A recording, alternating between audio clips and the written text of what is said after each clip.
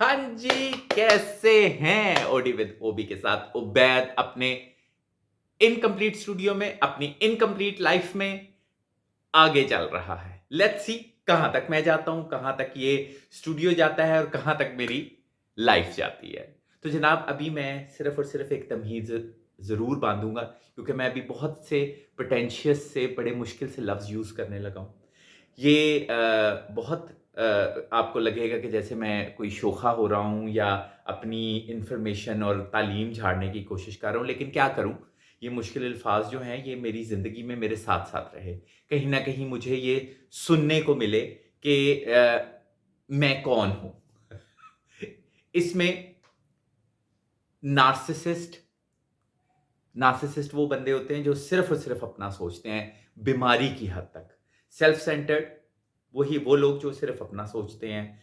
Selfish, फिर उसके बाद नेगेटिव से आप पॉज़िटिव की तरफ आएँ, स्टोइसिज़्म पे बिलीव करने वाले लोग जो कि इमोशनली इतने स्ट्रॉन्ग होते हैं, मेंटली इतने स्ट्रॉन्ग होते हैं कि वो बाहर के जो नेगेटिव चीज़ें होती हैं, उनके ऊपर असर नहीं करती।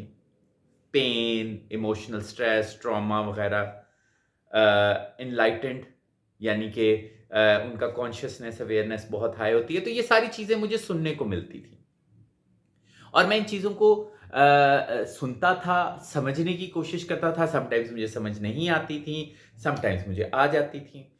कहीं न कहीं मैं वक़्त के साथ-साथ मुझे ये रियलाइज़ हुआ कि थोड़ा-सा जो मैं डिफरेंट रिस्पॉन्ड करता हूँ इमोशनली, उसके बहुत से रीज़न्स हैं। मेबी थोड़ा बहुत मैं ये समझता था, मुझे ये फ़ील आती थी कि कई लोग मुझे इनसेंसिटिव कहते हैं या मुझे इमोशनलेस कहते हैं या मुझे सेल्फ सेंटर्ड या नार्सिसिस्ट कहते हैं या खुदगर्ज़ कहते हैं, तो मुझे समझ नहीं आती थी कि मैं कहाँ खुदगर्ज़ी कर रहा हूँ। मैं सिर्फ़ थोड़ा-सा इमोशनली ब्रेव सोच रहा हूँ।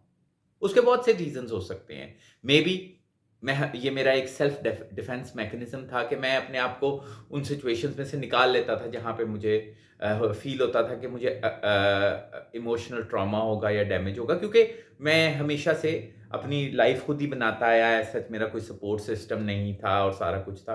तो जिन लोगों का जो लोग इमोशनली ज़्यादा सेंसिटिव होते थे, उन्हें मैं सेल्फ सेंटर्ड और खुदगर्ज़ लगने लग जाता था। अदरवाइज़ अगर वो मेरी लाइफ़ में आके देखेंगे तो उन्हें आइडिया होगा कि मुझे अपने आप को बचाना होता था, क्योंकि there was no one to save me.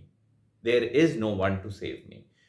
फिर उसके बाद कई लोगों ने इसको मेरा इमोशनली स्ट्रॉन्ग होने होने का बताया। अगर मैं इमोशनली स्ट्रॉन्ग हूँ तो मैं भी वो इसलिए हूँ कि मैं एक ऐसे फैमिली में रहा जो जिन्होंने मुझे इमोशनली स्ट्रॉन्ग बनाया। पहले मुझे ये होता था कि मुझे इतना इमोशनली स्ट्रॉन्ग क्यों बनाया कुछ लोगों ने, जिनमें मेरे पेरेंट्स, टीचर सब शामिल हैं। लेकिन बाद में मुझे आइडिया हुआ कि जिस तरह से मुझे आगे चल के ज़िंदगी ने एंटरटेन किया, इतना मेरे लिए इमोशनली स्ट्रॉन्ग होना, इतना ढिठाई की हद तक इनसेंसिटिव होना या सेंसिटाइज़्ड होना ज़रूरी था, अदरवाइज़ तो मेरा बड़ा बुरा हाल हो जाता। सो मैं इन सारे चीज़ों में से होता हुआ आया और मुझे ये पता चला है कि enlightened slash spiritual versus narcissism, इन दोनों में बहुत थिन लाइन का फ़र्क होता है। दोनों बाहर से अपैरेंटली कुछ अरसे तक, जब तक कि आप उनको डेप्थ में ऑब्ज़र्व नहीं करते, उनको डेप्थ में देखते नहीं हैं लोगों को, दोनों चीज़ें तकरीबन-तकरीबन एक जैसी नज़र आ रही होती हैं। Very tricky.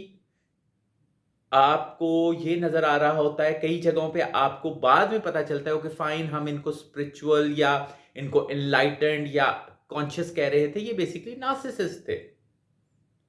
समटाइम्स हम नार्सिसिस्ट जो होते हैं, उनको देखते हैं और हमें लगता है कि ये नार्सिसिस्ट है, लेकिन बाद में हमें पता चलता है कि वो तो थोड़े एनलाइटेंड थे, थोड़ा ज़िंदगी का भेद समझ चुके हुए थे, थोड़ा-सा अपने आप को प्रिज़र्व कर रहे थे। सो ये वाइस वर्सा की एक स्टोरी है जो कि हमें सीखनी चाहिए। हमें अपने आप को आउटसाइड वर्ल्ड में डालना है, बड़े-बड़े लोग मिलने हैं ज़िंदगी के सफ़र में, अच्छे, बुरे, बहुत अच्छे, हर तरह के लोग मिलने हैं। उसके लिए हमें रेडी करने के लिए लोगों को ऑब्ज़र्व करना आना चाहिए। अपने आप को ऑब्जर्व करना आना चाहिए कि हमारे अंदर से कौन सी शख्सियत निकल रही है, हम किस तरफ जा रहे हैं। हमारा अपना एक अपनी अकाउंटेबिलिटी का एक मेजरमेंट, एक पैमाना डेवलप होना चाहिए वक्त के साथ। समटाइम्स इतना ज्यादा इमोशनल होना भी अच्छी बात नहीं होती, और समटाइम्स इतना ज्यादा इमोशन लेस होना भी अच्छी बात नहीं होती। हमने इन सारी चीजों में से निकलना होता है और आगे बढ़ना होता है, अदरवाइज बहुत ज्यादा प्रॉब्लम हो जाता है।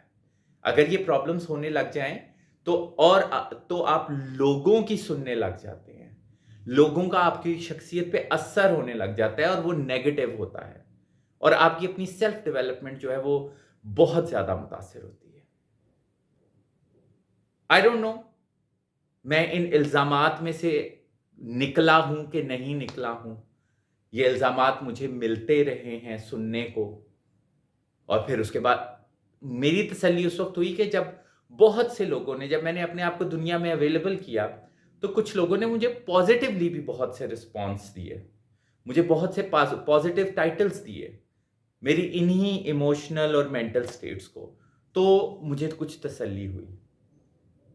आई डोंट नो लोग अपना अपना कॉम्प्लेक्स, अपना डर, अपने कैरेक्टरिस्टिक्स प्रोजेक्ट कर रहे थे, या उन्हें एक्चुअली मेरे अंदर नेगेटिविटी नजर आ रही थी। जो भी था, I am having fun in my life. So जब आपको कोशिश करनी चाहिए कि लाइफ में इंजॉय करें आप, तब आपको बहुत सी चीजें जो है ना आपके ऊपर असरअंदाज नहीं होती। इसी मैसेज के साथ उबैद साइनिंग ऑफ। अपना ख्याल रखे, मेरे साथ रहे, मेरे लाइफ के जर्नी में मेरे साथ रहे। लेट्स सी हम लोग कहां तक जाते हैं।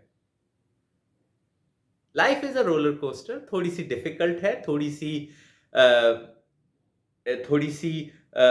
सी क्या कहना चाहिए, थोड़ी सी समझ ना आने वाली चीज है। Just try to have a little more fun in your life. अपना ख्याल रखें। Ubaid signing off. Bye bye.